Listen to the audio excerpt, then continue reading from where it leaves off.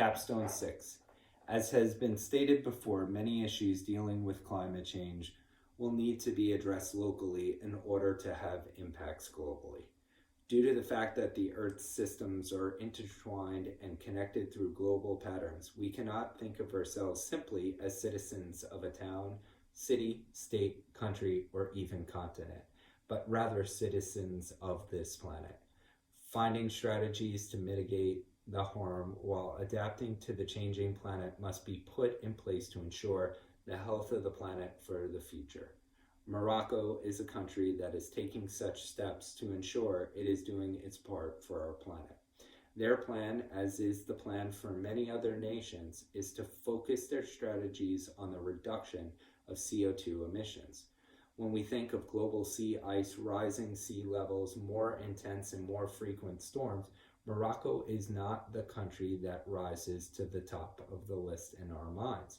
Although they may not feel the impacts of these items above directly, any changes in global patterns can trickle down and make their impacts felt in places all around the world.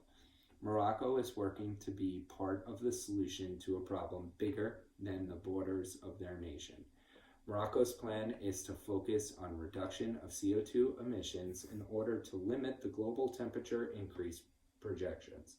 Their plans look to have 42% of its energy come from renewable resources. The first step of this plan was the development of the largest concentrated solar farm in the world.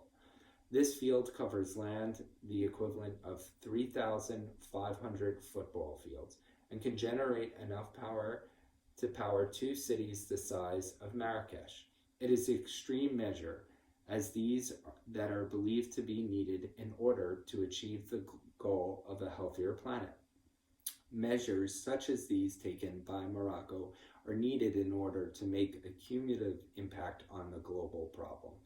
A single nation can reverse the damage done and change their trajectory of climatic change that is being projected. Nations must acknowledge the problem, make decisions at the governmental level, ensure the decisions can benefit their local population, and follow through with their initiatives. Trial and error of these mitigation strategies, along with risk versus reward assessments of these strategies, will hopefully help to create a blueprint for other willing nations to follow. If these strategies and plans are not implemented and successful, our planet will suffer both in the short term and long term.